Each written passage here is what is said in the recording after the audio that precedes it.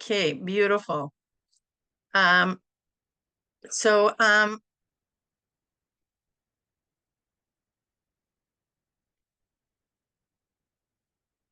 one second.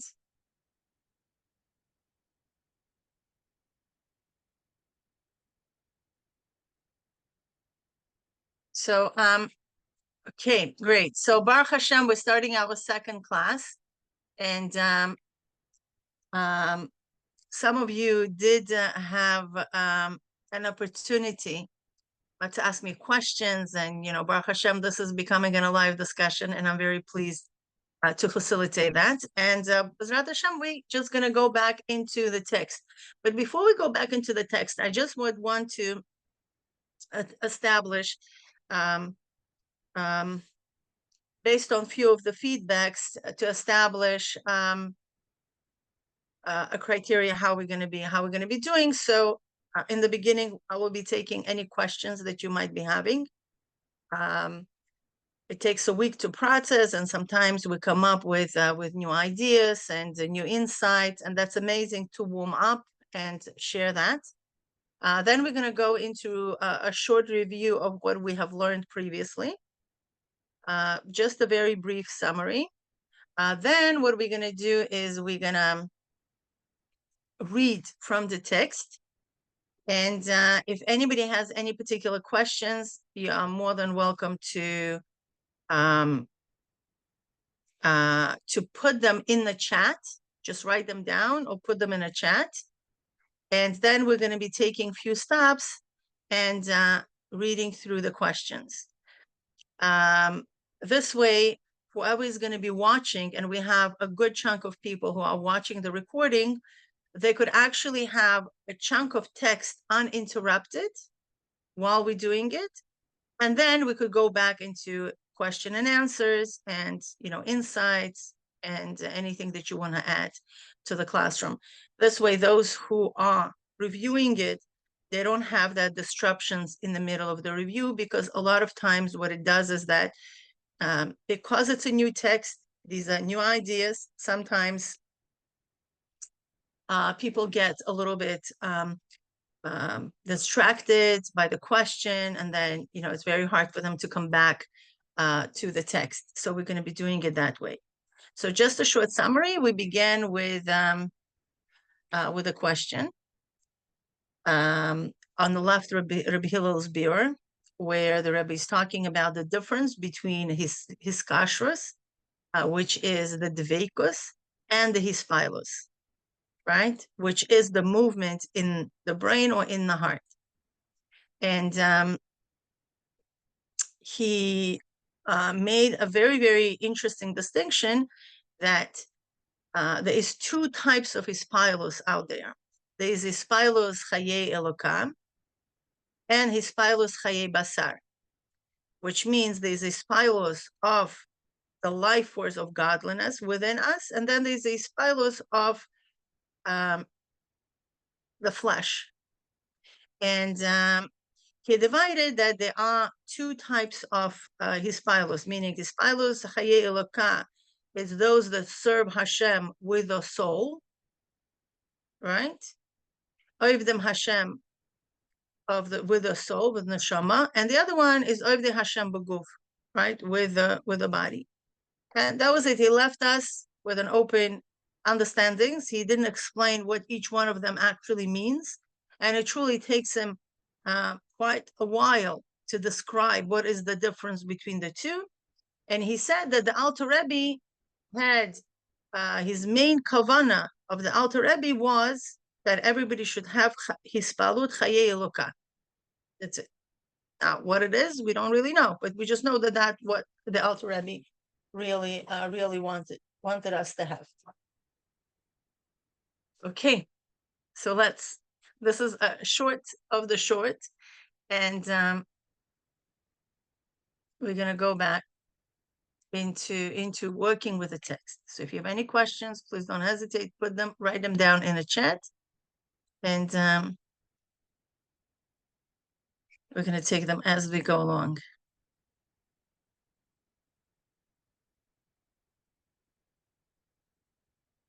Okay, So we are here on page Nun Dalet.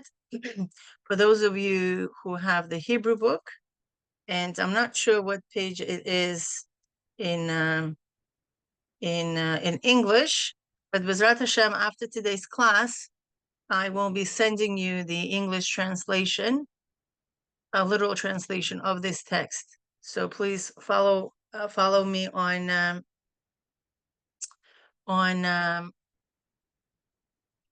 two groups that we are connected, which is Addicted to God and the Kitzu Chassidus. So whichever group you're in, I'll be posting there.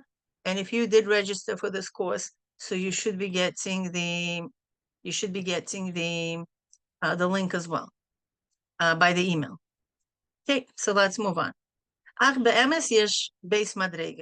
Right? Truly, there are two levels. Hadveikus v'Ahavah. One is called Dveikus, and the other one is called Ahavah. Hadveikus hu chayus v'iskashus hanefesh b'chayei achayim atzmus or ensof baruch hu. The Dveikus is the life force and the hiskashrus in the soul, meaning the hiskashrus of the soul in the life of all life, the essence of Or Ensof blessed be He, shelem'ala mibchinas hispashtus. Before it comes into to manifest arousal ba'olamais, its life, its light, or illumination of His light in this world, right? Meaning before Hashem is actually creating anything in the world. Okay, this is the where this essential connection is, and that's called dveikus. Rakhu makor chai lekol neshamas. But only He becomes, or He is the source for the life force of all the neshamas. Shehem gamkin b'chinas chelek Eloka mima'al leishtalshalus ha'olam eschulu. And that part of the neshama that is attached with Hashem on such essential level is called chelek Eloka mima'al. This is the part of Hashem mima'al. And if we ask ourselves, mima'al to what? It's mima'al to the hisbonenus of the world, right? The chain connection of the world. And on this it says, Atem hadeveikim b'Hashem, and you are attached to Hashem. Atem. What does this mean? Atem. This is you. Who are you? Mitzat shoresh nishmaschem hadeveikim mima'al b'iskashus atzmis. That through the source of your life, of your neshama, you are attached automatically with essential connection, and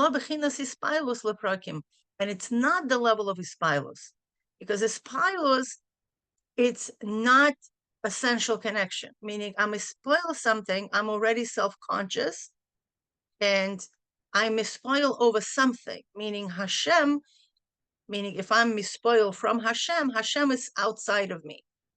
But the essential connection is essential. It's me. It's not something outside of me that I am excited about. And that's why this essential connection is not in the way of hispaalus. So the question rises, what is hispaalus? What is that excitement we're talking about? And where do we fit that in? For example, that like a person who is connected to the life force of his soul, it's on a constant basis, right? We connected to our breath is on a constant basis. We may feel good about ourselves. We may feel the opposite of good towards ourselves. But that's when we, in a way, detach ourselves from ourselves, that we judge ourselves. But the way we are, right, on a breath-to-breath level, essentially connected to ourselves, it's not something that we are even aware, right? It's constant and it's calm.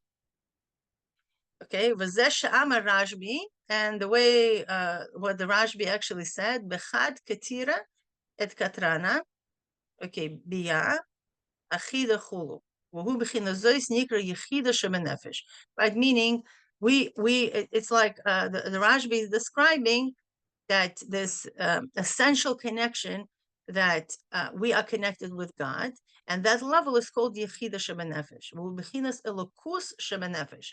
And Yechida of the soul is the aspect of godliness of the soul. Okay? It's not the soul, because the soul is a creation. Here we're talking about as something as an extension of God. This is the aspect of Elokus, sheb'nefesh, nikrat nirtzutz Eloki. We also call it a godly spark. Elokim Atem. And on this it says, you are God. How can a person be God? Right? We're talking about that level of godliness that's within his Yechida.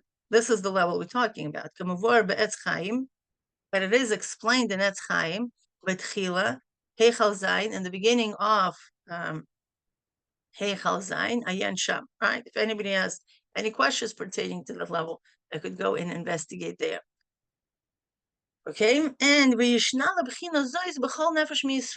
and interestingly, this aspect of the essence of the neshama, the Yechida, the godliness of the neshama, is actually by all Yidden. Okay, very good. Also for those who have only the level of nefesh of asiyah. And this is a great question that maybe, we should pause a little bit. What does this mean, somebody is on the nefesh of asiyah? Aren't we all coming from the essence of God? So the way it's actually being explained is that the soul, essentially, as we just said, is connected essence to essence with Hashem, and that nobody could take, because this is just what it is. Now, the way the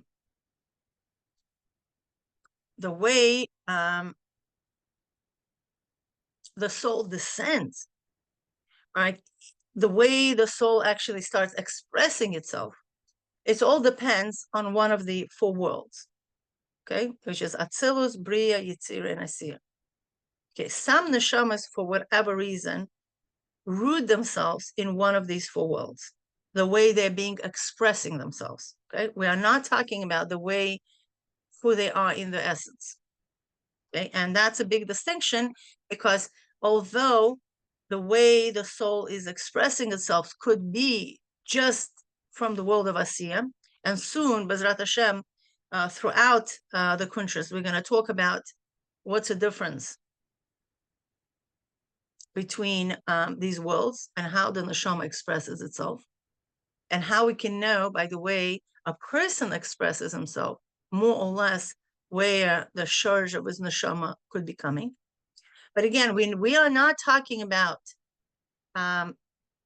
the essence of his neshama, and this is very, very essential to distinguish between the two. The essence of the neshama by everyone is the same, but the way it goes down in the Seder Hisbonenus and where the neshama kind of crystallizes itself, okay, is very different from person to person. Okay, it's like in the body, right? The body has different parts, and they're very different from one another, right? The brain, the heart, the kidneys, skin, nails, heels, hands. But at the same time, it has that essential DNA that every single particle in his body carries, and that's the essence. Okay, so this is what we're talking about, that even the neshama that comes from Asiyah possesses that level. And how can we actually know that? It's true. Right,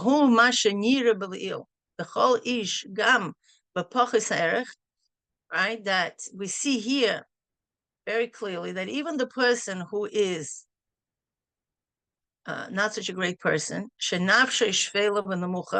that his soul is coming from lower worlds, okay, bahasaga, in his comprehension, right? So he's not the big gaon out there, but nevertheless, and when he hears somebody is explaining about soivev or about mima'al, these are the two different types of lights with the way Hashem creates the world, okay, gavna, etc. But proteus, right? With the deep explanations, the hisbonenus, the hisbonenus, with the hisbonenus, with the meditations about the whole set of hisbonenus, right? A person might think, like, what does this guy has anything to do with all this? Like all of a sudden, this person could have a great hispaalus, a great excitement over this, right? Why is it? And he could feel really attached, his soul to it. But and he could be drawn after this, right? How is it possible? Right? A person might think, like, you don't understand anything anyway. So why are you so excited about these things? And why is it? Okay, ein ze elam. This is all, but mitzad elokut, shehu b'chinas Yechida shelemala mibchinas chochma sheb'nefesh. This is all because every single person, and him specifically, has this godly spark within him. So when he hears something like that, that godly spark gets excited, it gets moved, okay, and that's it projects itself in the person getting excited and getting moved, because something deep inside within him gets moved. And why is it? Because that part that's now is being moved and activated is higher than his conscious mind, is higher than his chokhmah, because our conscious mind builds from chokhmah down. Anything beyond, anything upper than that, we don't have a direct conscious access. We have access to it, but we're not necessarily aware of what's flying, anything beyond our chokhmah. Our chokhmah, bina, daas, these are the faculties that we are mostly aware of, and we could track it down. But anything beyond that, not necessarily. So since this godless spark is much higher, is on an essential level, it actually surpasses intellect. So a person doesn't really need to understand or needs to know the details of these things, of these godly realms. He could just be excited about it because it connects to his essence. Okay, right? That his soul automatically wants to be drawn and attached to the living God. It's like the godly spark, the spark that goes after a big fire, right? And you could definitely make that. You could take two candles and you could keep them close enough together. They'll start merging with each other, right? They'll be drawn. There is some kind of attractive force between the two. So the same thing is, as a bigger fire is out there, you'll see the smaller candle would want to join with a bigger flame. And that's exactly a perfect mashal to what happens with us. Whenever somebody is talking about godliness, okay, in such a powerful and detailed way, we automatically feel drawn to it, okay, unless we're intellectually going to be stopping it or judging him. Now, simple people don't have these faculties of, being too overly judgmental, because the mind is not yet, developed. They might be, older guys, but they still never exercise that part of their mental faculties, and therefore, they just take things very simply. Yeah, even if they don't understand, but there is nothing blocking them. Therefore, sometimes simpler people have easier time with these things, where smarter people could actually stop themselves from engaging in these type of activities, or may not necessarily allow the hispaalus to surface because of the sophistication that they have. And therefore, usually when this mashal is brought down, it's brought down to simple people. Another reason why this mashal is brought down is because sometimes when a person is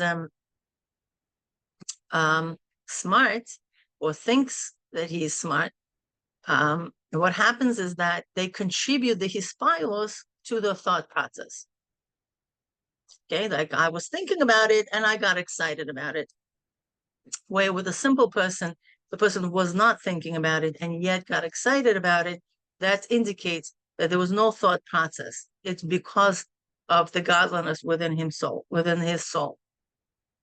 Okay, now, Yisrael, And that aspect of the essence of our neshama is also sometimes also called Yisrael. Not sometimes, but that's what the level of Yisrael actually means. Yisrael is the essence of our neshama. Shelezu oimer Shema Yisrael.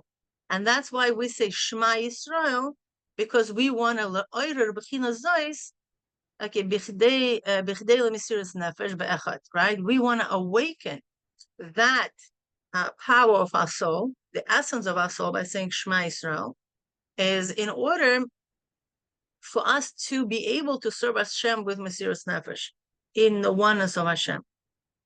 Okay, v'hu gamken lemala min atam v'daas, right? And what's mesiras nefesh? Mesiras nefesh is that we're able to sacrifice ourselves beyond our understanding, even if we don't understand anything, right? Hanimshach min hachachma, which our understanding is being drawn down from our chachma. And therefore, our ability to connect to Hashem beyond our understanding comes from this level of Yisrael, which is the essence of our neshama. Okay, so I'm going to pause here for a couple of minutes. If anybody has any questions, please, this is the time to ask.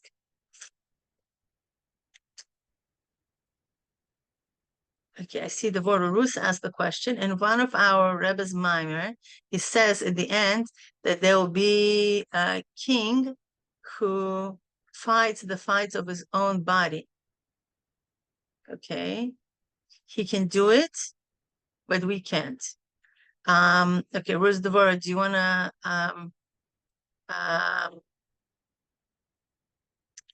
explain your question? Would be wonderful, because I'm not sure if I'm understanding. Okay, it just seems like the Alter Rebbe wants us to not, be involved, or at least not to have hispaalus in the body, but to have it in the neshama, the Yechida. And I think the Rebbe said in this sikha that that Mashiach would conquer all the, I guess, all the nefesh of Bahamis or whatever. He would conquer it in his own body. And it seems like, we also are called to do that. So I'm just wondering about the difference between the view of the Alter Rebbe and the Rebbe. Okay, great. That's excellent question. My suggestion would be to the whole group is, in general, until you finish the mimer, there isn't much of conclusions we can really draw to the Maisa. I'll tell you why. Because here the Rebbe says that we need to have the hispaalus in the Elokis and not the hispaalus of the body, but yet he didn't really explain to us what he really means by it, right? He just gave us a terminology that he didn't go into detail to explain what does this mean not to serve with the body. We're on the shama in the body, right? So what does this mean? I'm going to have hispaalus in my soul where Hashem put me in my body, what my body is going to do. So all these questions, we need to kind of write them down and put them somewhere, and we're going to get answers as we move along the mimer, right? It will be, okay. So I would suggest, do not draw any conclusions, and at the moment, no connections to other ma'amarim. I'll tell you why, because the other ma'amarim, you already learned them and you came down to a specific conclusion, ma'aseh b'koil. Here, we are really learning it with a very open mind, and we are not drawing or not associating with anything yet because it's very raw. We don't know yet what to conclude. Right? Okay. Now, yeah, when we conclude prematurely, what it does, it's kind of doesn't allow us to go deeper into it. Does that make sense? Like, imagine like your mind is wide open. And we learn it in Shari Yichud class a lot about the concept of omek, right? The concept of bittul, right? Meaning like I could learn the same mimer over and over and not want to draw a conclusion yet because I really want to understand what stands behind the mimer. A conclusion meaning I'm closing the discussion in my mind, right? And then I'm forcing a conclusion, right? That might be very tempting to do, but what it does is that it ends the hisbonenus process, right? We no longer have access to that openness. We would need to go back and, open the discussion again. So yes, that's an excellent question. Your question is, bottom line, how are we engaging our body if in the beginning of the Maimer, he's saying that it has to be a soul experience. So to answer that question, I'm going to jump a few chapters forward. Okay. The essence of the soul, right, finds itself in every single detail of the human being, including the body. Moreover, the body is the perfect keli for the essence of the neshama. Okay, so for the essence of the neshama, there's absolutely nothing that can exist where the essence cannot be revealed. Moreover, it's not only can be revealed, but it exists because the essence causing it to exist. So the essence is the essential point that makes everything to exist. So it would be needless to say that when that part of the soul is awakened, there's going to be a particle in my body that will not resonate with it. It's impossible. On the contrary, anybody who had Yechida experiences in their lives, and I'm sure everybody did, it engages an entire body, an entire being of the person. There's absolutely nothing that person carries within himself, right? Whether it's an emotion, whether that's a consciousness, whether that's, a physical body, whatever that is engaged in the revelation of the essence, right? And we all had moments where we had a total clarity, okay, and a total alignment with truth, where it went beyond, obviously, definitely inclusive of our body. Okay, so when the Rebbe is talking about soul, it doesn't mean soul as the neshama. He means a godliness as the essence of our neshama. So you're right. It could be a soul would want to express itself, and there's this dichotomy between the soul and the body, but it's only in a relationship to the neshama and the guf. But when we're talking about the Atem of the neshama, it's not neshama, it's God himself. And when that is being revealed, it incorporates everything, the neshama and the body and everything, completely everything. It swallows the whole entire being because we are only one. And we see that thread connecting every particle of ourself is the essence of the neshama. Okay, I get it. So there's no contradiction. Okay. Thank you. Beautiful. Okay, great. Anybody else before we move forward? Anybody has a question?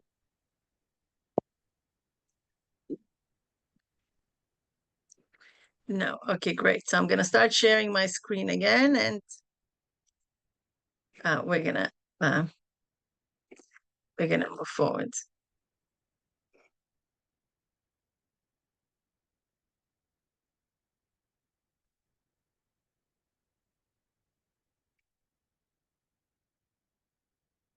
Okay. Now we discussed what is dveikus up until this point. So now the question is, what's the story with Ahavah, right? What is love? Ahavah shene'emar b'derech tzivui, right? When we talk about love, love is actually presented to us in a way of a command. V'ahavta. Hashem doesn't say, "Oh, please love me because I'm so nice to you." No, Hashem says, "V'ahavta," and you shall love your God. It's like, whoa, you're commanding us to love you. How interesting. V'ahavta es havaya chulu, right? That you should love your God. Acharei mesirus nefesh deshma. After the mesirus nefesh of Shema, Yisrael, right? What does this mean? It means that after our awareness and consciousness expands itself to the revelation of our essence, right? Where we had now the experience of Shema Yisrael, Hainu, which means laham shechargash azois bebchinas hamides sheb'nefesh Elokis, okay, hamelevushim b'mides hanefesh hativis. So now the goal becomes, after the essence of the neshama is being revealed, the goal becomes to manifest that feeling, hargasha zois, that feeling of essence of the neshama being revealed into the mides of nefesh Elokis that are enclosed in the mides of nefesh hativis, of the animal soul. It's interestingly, but in this Kuntres, animal soul is called natural soul, nefesh hativis. Okay? Asher meshacham hu belev basar chitzoni. And where the midas of nefesh hativis are revealed, they're revealed in the external part of the heart of flesh. That's an external part of the heart of flesh. And it's interesting. What an expression, right? So we want to bring, the goal is here, and it's beautiful. We want to reach out on it at least 2 times a day, right? Shema Yisrael is 2 times a day, where we need to go all the way up and awaken the essence of our neshama. Okay, feel it, right? This has to be hargasha, with that feeling of total immersion into us, into our essence, right? We bring out, and we manifest that feeling. We draw down that feeling in the consciousness of our nefesh Elokis and in the consciousness of our animal soul. So right now we are becoming aware, or Rebbe is teaching us that there are 3 levels of consciousness. Okay, and this is essential that we are become aware of that. Okay, now it's at least 3 levels of consciousness, right? Number 1, that we know from the Maimer, is nefesh habahamis, right? Nefesh hativis, our animal soul. It's a special setup of paradigms that our nefesh habahamis has, that makes her to be her. Then we have a consciousness of our godly soul, nefesh Elokis, and then we have a consciousness of our essence. And usually we kind of merge the last 2, right? A lot of times we think of our essence as the nefesh Elokis. But in this Kuntres, the Rebbe is going to enlighten us and say that it's not the same thing. Our godly soul is not God. Okay? And therefore it has its own consciousness and its own paradigms and its own limitations. Our essence, on the other hand, is a part of God and is fully aligned with the essence of God, and therefore has absolutely no limitations. Okay? And therefore, people who had mystical experiences in their lives understand and touched divinity on this level, where they just saw a miracle in their life, right? What's miracle? Miracle is that when limitations are lifted, where there's no longer limitations in that particular situation, whether the person was healed, right? The disease was the limitation, and a person accessed the essence of his soul. And in essence, there's no such a thing as disease, as limitation. Therefore, by them accessing the essence of the soul, they saw no limitations manifest in the physical world, and they got healed. That's how miracle works, right? The miracles is because there is a higher frequency, a higher awareness being drawn down into this world. Okay, and once that becomes revealed, that's the miracle, right? The world's reality aligns with the frequency of that level of godliness that's being revealed. Boom, there's a miracle. That's how miracle works. Okay, now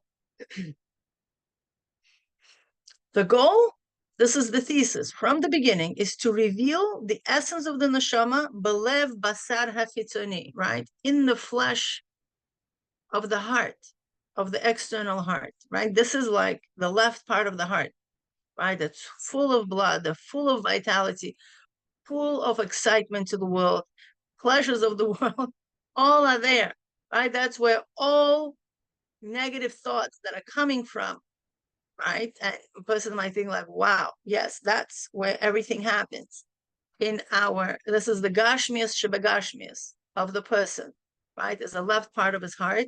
And when there, we're gonna reveal the consciousness of our Yechida. This is Geula, pretty much. That's where that's how the Geula manifests in the body. So what happens then? And how do we attain that? Right? It says, Asher lezet tzarich yigias hanefesh, v'yigias basar. Right? That's a very famous quote.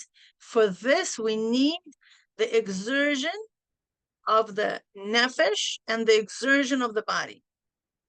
Okay, so a person might like, oh, what should I do? What does this mean, an exertion of the nefesh and an exertion of the flesh? Right? That sounds like, a big Kabbalistic something, an expression. And now we need to understand what it means. And this avodah is done in none other than moicha b'liboy, in his mind and in his heart, hisbonenus rabois be'elokos, with an extensive contemplation in godliness. Why needs to do that? L'karev inyan Eloki el seichel. It needs to draw down a godly awareness into his brain. Okay, alidei ribuy mashalim ve'esberim, through multitude of different mashalim that is out there and different explanations. V'alidei zeh yitpashta hamides sheb'nefesh elokis milavusheim. Right. So what this process will cause. So when a person greatly engages his mind, because this is our reshus, right? This is something that we have access to, right? We know I could think about this, I could think about the other thing. I could actually direct my mind if I want to, and if I train it enough to think about anything I want, okay? And therefore, when I train my mind to think about God, okay, the way it's so far has been explained, through different mashalim and explanations, what's going to happen is that's going to be an exertion of my mind. But what's going to happen is that through this, the midas, right, of my nefesh elokis are going to reveal themselves. Now, you probably all know that there is a component which is called an intellectual soul. It's called nefesh hasichlis, right? So we have natural soul, and then we have an intellectual soul. What is an intellectual soul? Intellectual soul is simply, we have a brain, okay? And the brain has its function. Brain has the energy to think and to contemplate and draw connections and develop, right? This is our natural intelligence. So our natural intelligence that we have is called in Chassidus nefesh hasichlis, our intellectual soul. So this intellectual soul, right, as is explained in Tanya, becomes a perfect vessel, right, to the intellect of God, right, of a godly soul, to use, our brain for that.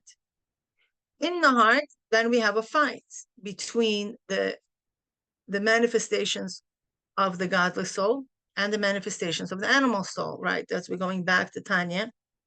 And what he sees over here, that through our exertion of our mind, okay, to expand our awareness of God, it will cause for the midas, right, for the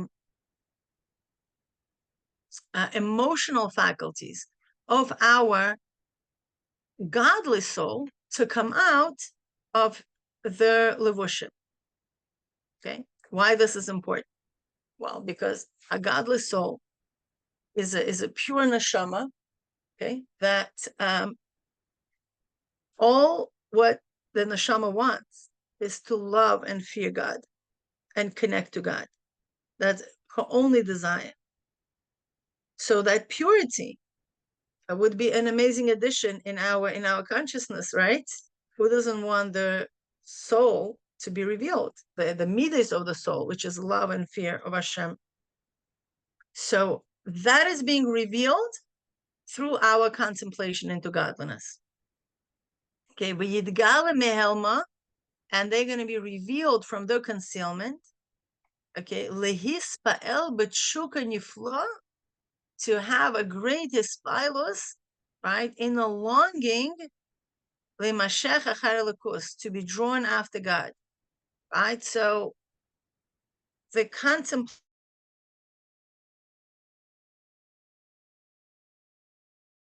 of the heart from the nefesh elokis. Okay, and that revelation happens in our external heart, right? And that is called in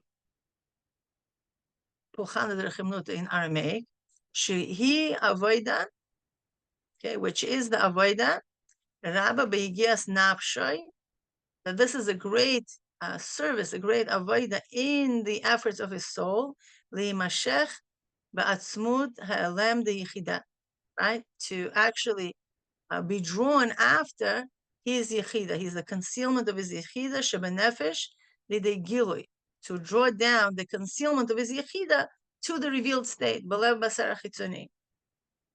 Okay, in his external part of the heart. I see that somebody is actually doodling here on our screen. I don't know who, whose phone is that? But anyway, okay, Atem. Now the person might think like, oh my gosh, I need to work so hard. Why do I need to work so hard?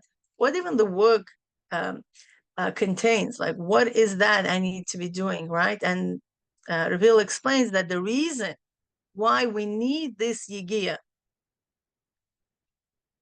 hagam shemuvar lemala, right? The person might say like, hey, didn't you just say that every single person, even not the most brightest one, has that aspect of the Yechida? Why we need to work so hard to bring it into revelation? Right? That's what it says. Lemala sheb'chol echad ve'echad miYisrael, kasher yishma hisbonenus hispal mima'al, that whenever he hears anything on the hisbonenus, on a deep contemplation into Eloka, he automatically awakens. Okay? Here he explains that there are two types of concealment. Yuvan al pi sheyidu sheyesh beis minei ha'elem, that there are two types of concealment. Aleph, right? So basically, this is the explanation. Why in the world we need to work so hard to reveal something that we naturally possess? Does it make sense? If I'm talking about of attaining a level that I don't have, like for example, I'm not an engineer, and I'm going to go to college and learn the trade. So that's something that I never had before. So I'm acquiring something new. That I understand I need to work so hard. But if you're coming to me and you're telling me that I am acquiring something that I naturally have, it doesn't make sense. But here he says that there are two types of concealment. Aleph, bechinas ha'elama atzmi. One type of concealment is it's an essential concealment. Shehu ne'elam, that it's concealed, machmas shu kadosh u'muvdal migeder gilui, because it's so holy and exalted. That level is concealed because of it. It's so holy and exalted that is not in a realm of revelation. That's all. Meaning not because there is something conceals it. It's simply there is no vessel in this world that could contain it.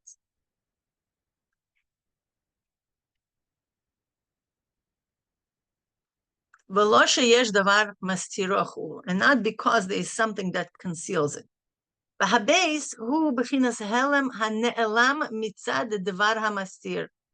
other one is a concealed concealment because there's something that actually prevents him from revelation.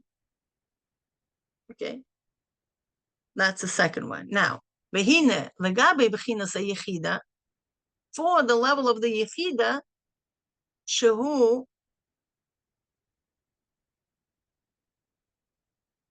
for the level, okay, shehu sheb'nekuda, right? This is the nekuda, in the inner part of the heart. Shelemala afilu mebechinas hasaga, רק בחינת דבקות להימשך כניצוץ חולו, בבחינת הטבעים canal. Right, so because the Yechida is this level of this essential connection, higher than understanding, okay, and this is the natural aspect of the human soul, ein shum davar hamastir, there is absolutely nothing that could conceal it, nothing. There is no klipa in the world that can conceal the revelation of the essence of the neshama. Absolutely nothing. Okay, therefore, we say Maida'ani with our two medical hands. Why we do that? Why don't we wash and then say Maida'ani? Because we're supposed to say it when we take our first breath consciously. When we wake up, our first awareness of self consciously, this is when the inhale and the exhale is our Maida'ani. Right? This is brought down in Hasidus, that this is the first moment of the revelation of the essence. Okay, and therefore, when we are speaking, when we are engaging with the world on that level, there is no tuma in existence. So therefore, we communicate with Hashem, moide ani, right? Lefanecha. It's me and you. There are no names. It's not like, Mila is moide to Hashem. No, it's me and him. There is nothing in between. So I should not worry about my hands being tumidik. Moreover, this is specifically said when my hands are tumidik to make a point. Then obviously we wash our hands and we descend into our fully descend into our body, and therefore the communication becomes on that level. And therefore we need to wash our hands. We are in this world, and whatever comes with it comes. Now,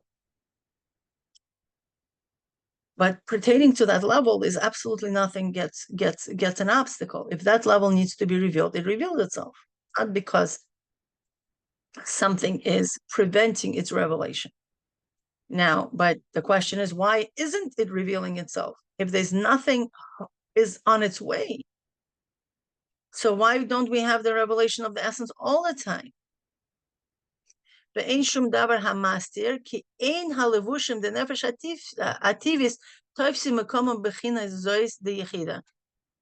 actually absolutely nothing gets concealed, because the levushim of the animal soul do not take place. They don't. She doesn't even count them in, because they don't even exist from that high perspective. Okay. And they're not concealing her light at all. But the light is still in a state of concealment. Why is it? Because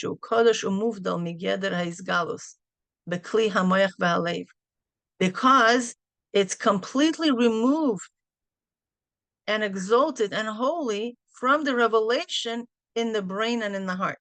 Meaning, there's no brain and there's no heart that could contain this light. Because the brain and the heart do not have in their capacity to contain such a light. Okay, so this is one situation.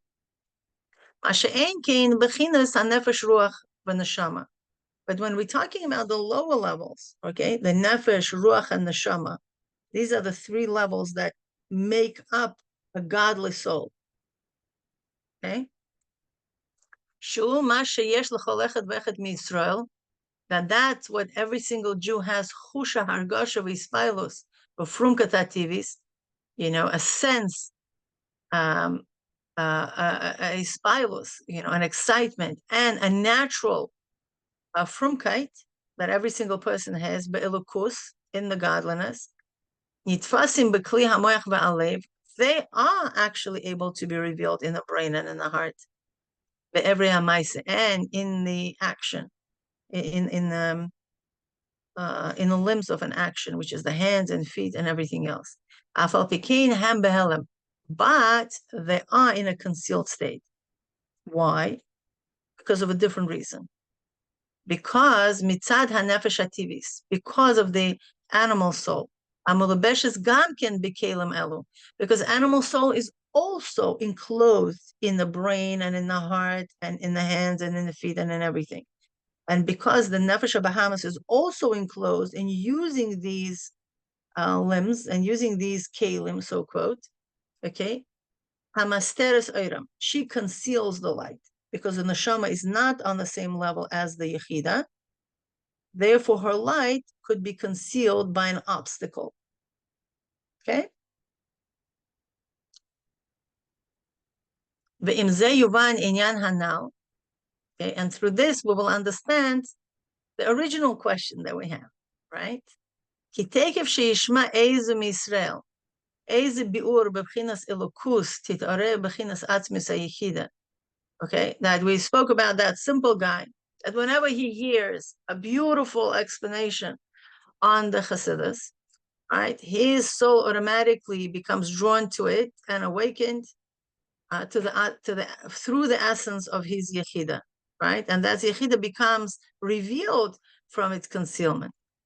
But, so now, didn't we say that Yechida doesn't get revealed? So how does it goes together? Well, it gets revealed about lefi sha'ah, temporarily. Okay? But temporarily, she has this momentum, as we all had in our lives, that we feel so deeply aligned and so deeply connected, and everything is so beautiful, right? But that's lefi sha'ah b'moach v'leiv, in our brain and in our heart, just lefi sha'ah. Aval lo b'chinas hislapshus b'kvius. But we don't have that lasting kvius, lasting revelation and an enclosement of that light in our entire being. He called teva or, because every properties of light, hamakif liyos behelam, that if it's a makif, it's to be concealed, right? Only when it's internalized, then it becomes permeated, okay? And because that light is not internalized yet, therefore it just shines, and then it goes back where it came from. It shines, and then it comes back to where it come from. Okay? Afilu kasher mi'ir b'bchinas hakli urak lefi sha'ah. And even, let's say, it's going to be revealed in the keli of his heart or of his mind, but it's only going to be temporarily. Umistalek tekefu miyad kabarak hamavrik. And he completely vanishes like the lightning. The lightning, shines. We see from one side of the town till the next side of the town, but then in that split second, it goes back where it came from, and we are in darkness again. Okay, we see that often happens during davenings. For example, kmo hamitpa'el, okay, mitfilas is a tzaddik, like a person who is in close proximity to a tzaddik, and he becomes very much awakened, okay, right, as explained in another place. Aval bichdei, and this is the key point. But in order, right, we're all waiting for this. Okay, so what do I do? What can I do to reveal and to manifest the light of my Yechida, to be in a constant revelation? Aval bichdei lahamshich or ha-Yechida v'tochius moichoi v'liboy. But in order to draw down the light of the Yechida inside of my brain and my heart, I need an extensive work, an extensive effort. Nefesh, right? With an exertion of my nefesh, which is what? Hisbonenus Elokus, right? Which is a very deep concentration into the hisbonenus, into godliness, Chayei Basar, and the exertion of the flesh, okay, which is what? Which is the hisbonenus mirichukoi, levavecha harasha b'kirba, that when a person is actually contemplates on how far he is from godliness, meaning his consciousness, right? We're always very close to Hashem, but we may not necessarily be consciously aware of that. And when we contemplate on that, right, we nullify the bed within us, right, as it is explained in Likutei Amarim. Okay, and what happens? And through multitude of contemplation in the details of the histalshalos, we make vessels for the light of the Yechida, that it will dwell in my being, okay?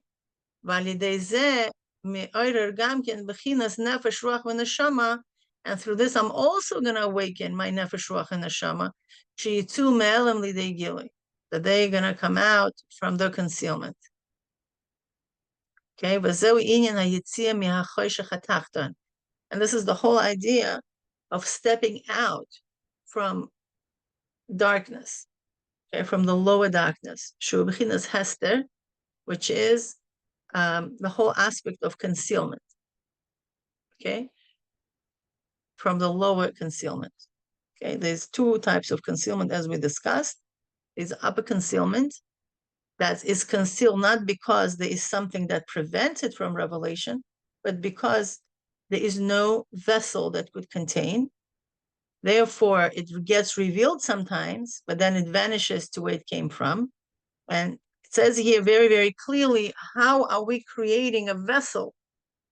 Okay, how are we creating a physical vessel that our being is actually going to contain the light of our Yechida? It is through hisbonenus. It is through contemplation into godliness, specifically into the details of creation.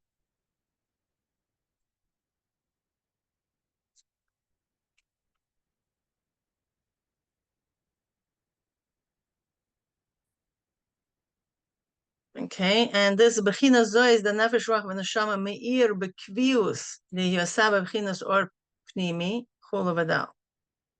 Okay, and now this light of the nefesh, ruach, and neshama are also going to be in kvius. They're going to be constantly accessible to us. It's not going to be just like one day like this, the other day like that. It's going to be on a constant revelation. Okay, le'orer hamidis sheb'nefesh Elokis gam ken sheitgalu me'elmam az yitpal belibu b'soirei le'elokim chayim. So then he can openly feel in his heart a true revelation of what godly soul is experiencing into the living God. Le'yois shenasim az kelim l'chayus the nefesh Elokis, because then the brain and the mind and the heart going to become a true kelim for the life force of the godly soul. Right? And it wouldn't be like before the hisbonenus, that the life force, they mainly draw down the life force from the animal soul. Okay? Meaning, right now we have energy. Right now we have energy through food, we eat, we sleep, we do exercises, and that's how we produce our energy. Okay, but that's a very limited type of energy. Okay, the nefesh Elokis has much more energy. It says the nefesh Elokis has a potential to enliven the entire city, not just one neshama. So the potential of the nefesh Elokis is tremendous. And why don't we enliven our own body with that unlimited energy that our godly soul has? It's because of the concealment that the nefesh Elokis has. Okay, and now once we create the vessel for the godly light to reveal itself, now the energy shifts. So the energy is no longer dependent on what the animal soul is giving us, okay? But the energy is going to be flowing through the godly soul. Okay, meaning the body is going to receive the energy from the godly soul. And therefore, hayu achuzim v'kshurim behevle ha'olam hazeh. Right, the nefesh Elokis, right? It was mainly from the nefesh Elokis, and therefore, the energy that we had and the perspective that we had were very much connected to this world. Okay, how to find money, where to find food, and all that stuff. Not that it's wrong, but it was mainly primarily focusing on obtaining more gashmias. But it's not like that now. Nizizu mitkashrutam hanal.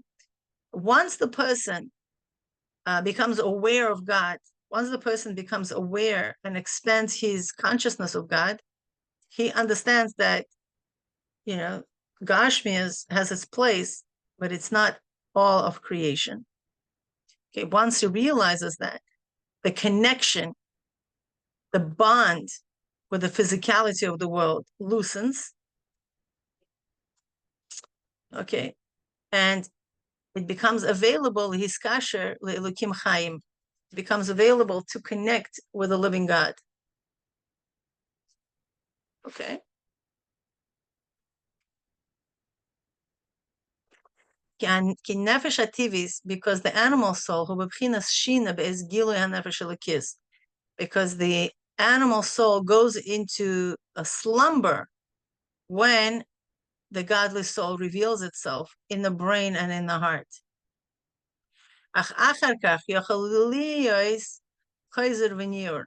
What happens is that after that, the nefesh Bahamas comes back and wakens up.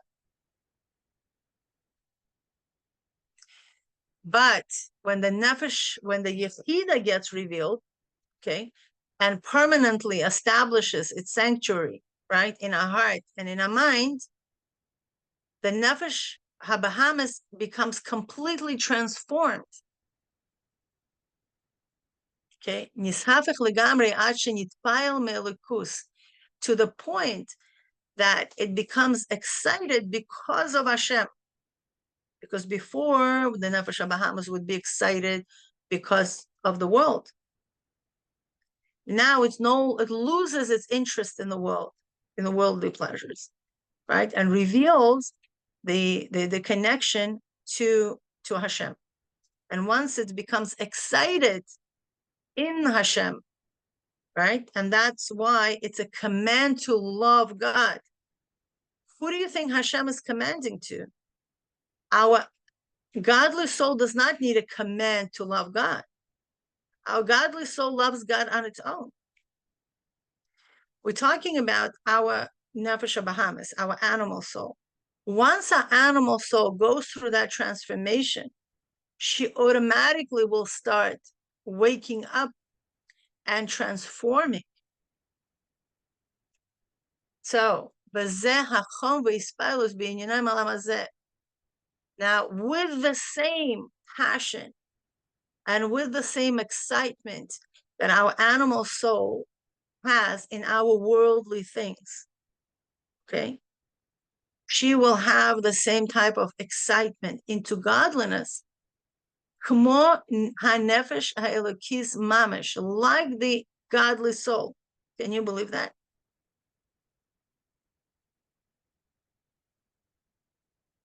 This is we're talking about why we need Ahavah. The Veikus is into God, it's a godly soul.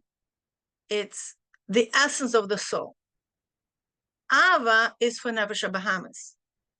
Okay. Because in its original perception, it perceived God as something outside of it. Now, through transformation, she shifts from Olam Haza perspective to God. Okay. And I don't need to tell you, but our Nefesh Bahamas is an exceptionally passionate being, right? It has so much vitality and excitement into this world, right? That when it shifts from this world into God, there's a tremendous amount of energy being released. Okay. V'zeu pirush inyan hispaalus b'loshen hakodesh, right? And this is the meaning of the word hispaalus in Loshen HaKodesh, shu hazazah daika, that it's actually a shift, a movement. Okay. V'al ze amar gamkin la'ava es havaya. And because of this, it says you should love your God. What does it mean? Pa'el yotze la'avi es ha'ava b'lev basar chitzoni. Meaning it's a movement to bring the passion and the excitement into the external part of the heart. Kiu chayecha mamash, to such an extent that my external part of my consciousness, meaning the lowest being of me, is going to be so excited about godliness as it gets excited about other things in this world. Mitzad shoresh nishmasecha. Why? It will be awakened because of the root of my soul, Azais. Okay, Tira laham shechai zeh mebchinas G-dly belev. He'll be able to draw down from my highest self, which is the chelek Eloka mima'al mamash, into my lowest part, which is lev basar chitzoni, G-dly belev, the revelation in the G-dly basar belev basar chitzoni, shehu b'chinas Ahavah, and that is the aspect of love. Okay, so the love that we are experiencing towards Hashem, okay, is when that consciousness from the highest of high gets revealed in our heart. Okay? And we actually feel it in our body. It's a vibration that is being felt in the body.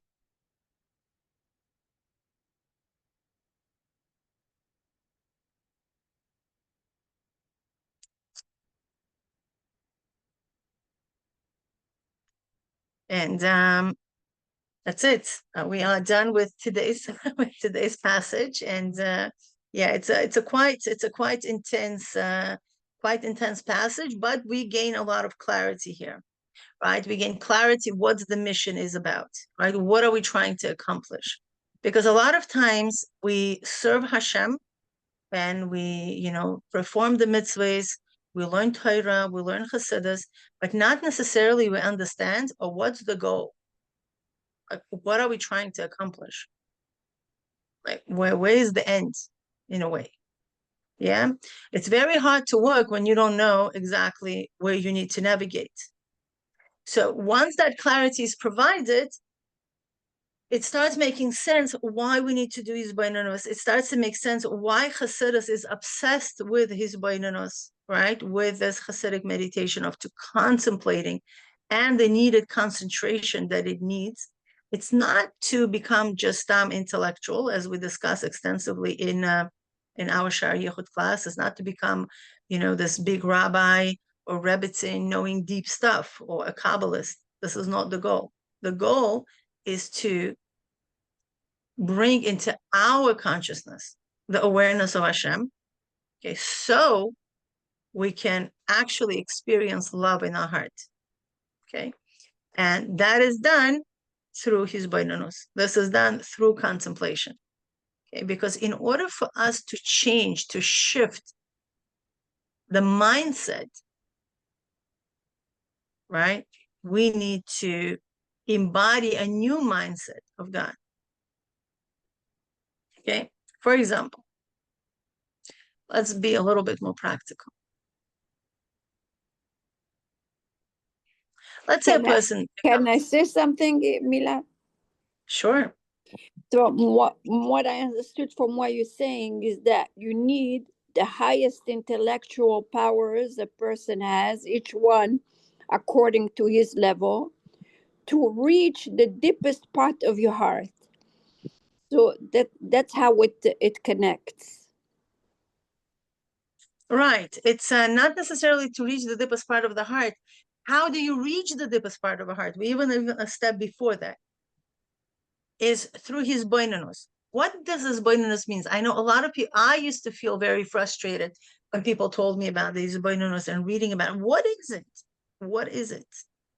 Well, hisbonenus is like, I mean, from what I understand, and I'm sure you can correct me, is that when you know a certain material well enough that you can review it in your mind and expand on the details of it.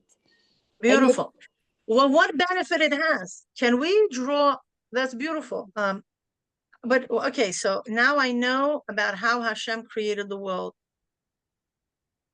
How does that like goes to my heart? Start loving Him. Yeah, but of course, anything that you know very So well. how is it? So I want people to understand, because for me it was like a huge revelation, and it took me years to realize it. That's a paradigm shift, because I'm right now accessing only the Nefesh Bahamas perspective, only the paradigms of the Nefesh Bahamas, right? Mm-hmm. What are the paradigms of Nefesh Bahamas? Of whatever the paradigm is of the world. When a person gets sick, he dies. When a person, has to, I don't know, work very hard to earn livelihood, if you this, then that, there's something which is called hanachis of the world, right? It's like, this is what the life is about. There are rules of this olam hazeh. So what this hisbonenus allows us to realize that the world doesn't have to follow these rules. Right. Because Yeah, you Hashem could defy those rules. Because Hashem is much higher than that. Right. That's what exactly hisbonenus does. If you notice in Sha'ar Yichud, Rebbe discusses a certain level, and then he says, but Hashem is higher than that. But Hashem is higher than that. Why is it? Because I cannot jump and break my mind through a direct revelation of my Yechida. I could, but it's not going to sustain it, because my circuitry is very different. My circuitry is wrapped around what this world is telling me. Does that make sense? Yes. Like so therefore I'm limited. You're saying, you're basically saying to change the programming. Exactly. So to change the programming, you need to have what algorithm you're changing it to. You cannot just say, oh, the ultimate you install a new program. Exactly. So you install a new program by letting go of old beliefs that a person used to have based on whatever his hanacha was in the world. Right? But it's done through hisbonenus. Why is it? Because when we engage in hisbonenus, we understand how this world is truly not concealing light of Hashem. Hashem is in this world and completely not limited by this world. Okay, now I'm just saying it, but through hisbonenus, I'm having a new circuitry installed in my brain that follows that logic. There is always a greater way of thinking. We're not limited by one way of thinking. That's very rigid. Mm-hmm. Okay, Hashem is not rigid. Okay, flexible. Exactly. It's fluid. It's flexible. It's expansive. Okay. So when through the idea of hashgacha pratis, then everything changes every second, like constantly change. Exactly, fine. But I don't feel confined to what the world is telling me. And therefore, I'm allowing a miracle to take place. A miracle is when I expand in my whatever dalit amos, in whatever that situation, for Hashem's presence to reveal itself, right? And from my Yechida perspective, there's absolutely no limits. to any situation. A person in a blink of an eye could be completely transformed from one to the next. And the more I become aware of that flexibility, of that fluidity, through my exertion of my mind, by letting go of my old ways of thinking and embodying a new way of thinking layer after layer, okay, I'm freeing myself from choshech hatachton. That's exactly what he's saying. I'm freeing myself from that limited beliefs that I might be having, and like, whoa, like I'm not so much attached. That's why he says, tevle ha'olam. It's like ropes that holding us attached to this world. But nothing will happen. We're not going to die. That's not what he means. What he means is that when we detach ourselves from the thinking and from the paradigms of this world, okay, we become a much more unlimited in the things what we can do. And number one is the release of energy, right? Our energy is no longer going to be dependent only on what we eat and how much we slept, right? And we could fairly, anybody who watched the Rebbe, nobody understood why this guy has so much energy. He doesn't eat a lot and doesn't sleep a lot. He does not exercise. Right? So where is this coming from? Well, there are more sources of energy, and our ultimate source of energy is Hashem. Therefore, we could defy this world on so many levels, but we need to have the right portals of attaching ourselves to that source of energy. Okay, obviously this is our Torah mitzvahs, but even more that our ultimate mitzvah of Yedias Elokus, of knowing God, and that's what hisbonenus is all about, right, is knowing God. The more we know him, the more closer he will appear to us, right? And the more we will be able to emulate his ways as a creator, right? He is unlimited, we are unlimited. Yes, Deborah. So why don't the rabbis have, a bunch of women around a table, and we try this hisbonenus, with prompts from the rabbi, and how do people learn how to do this?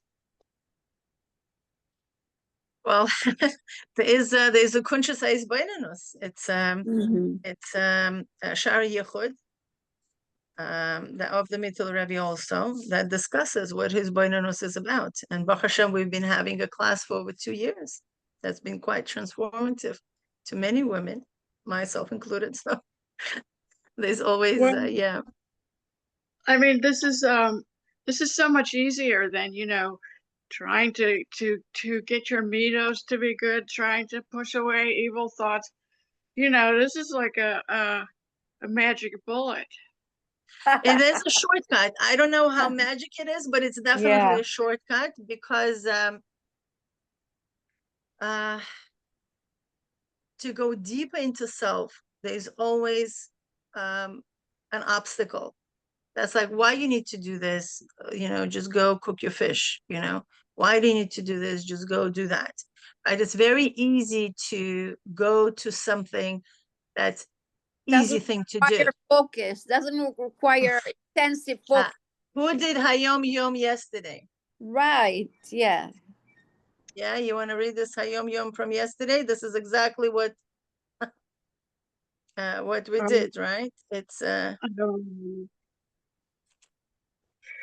well, it just seems a shame that this isn't emphasized and used more often. I mean, every rabbi who's inspirational, it doesn't, it doesn't. It is very sad, because the yeshiva Bachrim, they come out of yeshiva, most of them, I would say most of them, do not know how to meditate, contemplate. Yeah, I totally agree with you. And to be honest, I'm not sure why this problem. Because what other tool that's better than that can they get? I'm 100% with you on that. I don't know why Yeah, whatever, listen. it's like that. I don't And want to learn but how I'll to tell you, myself. yeah, but I'll tell you what I will tell you is that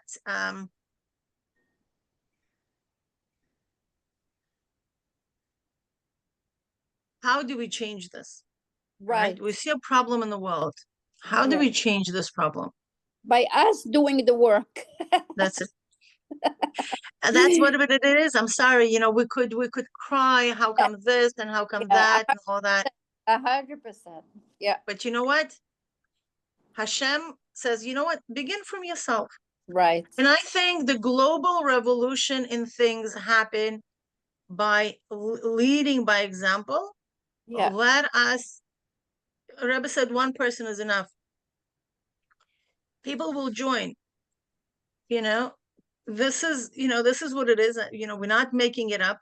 This is brought down in Chassidus. This is what is expected of a Chassid. And we're not talking about other types of Chassidus. This is Chassidus Chabad. And the Rebbe said to engage in these things. And there is Avodah Samoch and Sicha that I discussed last time we met. This is just what it is. And, you know, let us do it. And Hashem already is going to take care of the rest. I think this is, yeah. Anyway, I just want to, what? We have belief and, you know, an expectation that this is what's going to happen, that it will happen. Yeah, for sure. And you know what? Once we change, we also contribute to the global awareness. 100%. So anyway, I'm sharing here a Hayom Yom. I'm not. Oh, it tells me that it's 1 second. It tells me that it's a little bit more than what I could put in one. Okay, so this is Hayom Yom. Putting it into 2, and it's really a beautiful Hayom Yom from yesterday. It talks about that my grandfather, the Rebbe Maharash, discussed the expectation that a chassid devotes time to profound meditation on a difficult concept, saying if the matter at hand genuinely affects the person, right, then he will understand and grasp it very well. Yeah, that's very interesting. Like what nogeya? He uses the word nogeya. Okay, once it's nogeya, it's all of a sudden opens up something. What is nogeya? Nogeya to the essence. You know, when a person is something is like, it's important for me. It's the matter of importance. You'll topple mountains. Okay. But if it's not nogeya, I'll find every single tirat of why not to do it. Oh, it's hard. It's this, it's that. It says that we have proof of this can be found in the Torah, in the laws of concerning women and the legal arguments that they could put forth against the husband. Right? Arguments that are debated by Tanaim and Amarayim and the Geoinim, okay, who were all profound intellectuals. Now, the Torah is Torah of truth, yet women are not capable of advancing such intricate arguments. But the truth is that when the matter genuinely affects a person, even a limited mind can propose deep arguments. But this is just, it's a beautiful way of putting Gashmias and Ruchnias together. 100%. Once it's nogeya, it will open up my mind to understand. It's a ratzah. When I want something very badly, I will find every way possible of how to get it. It's the matter of how that thing is nogeya to me. If it's nogeya to me, I'll do it.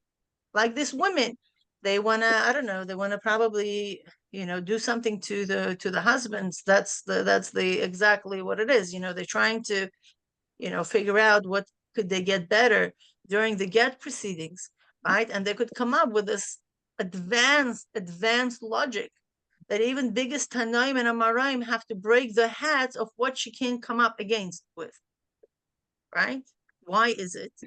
Because it's, you know, it's nogeya to her. That's why she can do it. They have a stake in it. They feel something. Yeah. You know, it's so interesting. Not, I think one Hayom before maybe was talking about the Tzemach Tzedek putting in 36,000 hours of learning, you know, for during 30 years. So can you imagine the focus and the attention that he gave it, and how many doors did it open for him because of that? Exactly. Because, you know, I mean, obviously it's the Rebbe, so the learning is on a different level. Whatever. But for all of us, Yeah.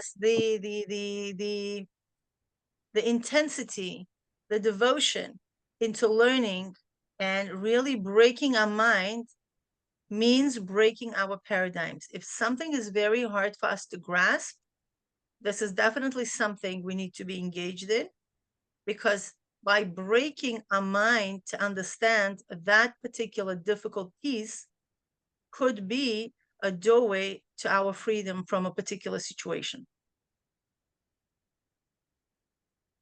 And yeah. Thank you, Okay. Mila. Thank you. Sure. It's 2:00. Love you all. Thank you very Yeah. much for joining me. And B'ezrat Hashem, I'll see you next Wednesday. Take care. Bye. Sure. How's Bye-bye. it going?